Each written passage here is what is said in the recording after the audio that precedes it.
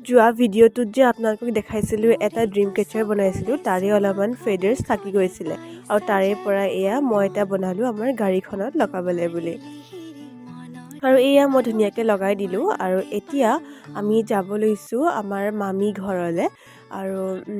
প্ৰথমতে মামী ঘৰৰ পৰা মামী আৰু আইতাক লৈ ল'ম আৰু তাৰ পাছত আমি মামীহঁতৰ মাকৰ ঘৰলৈ যাম কিয়নো মামীৰ মাক ইয়াতে আছিলেহি মানে আইতা চ' আমি আইতাকে থ'বলৈ যাম বাৰু ভিডিঅ'টো বহুত দিনৰে আছিলে কিন্তু মই আজিহে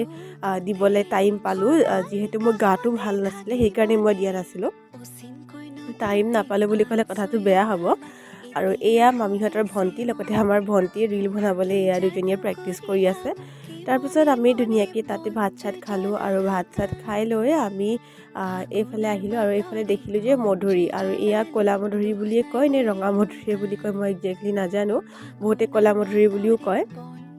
বাৰু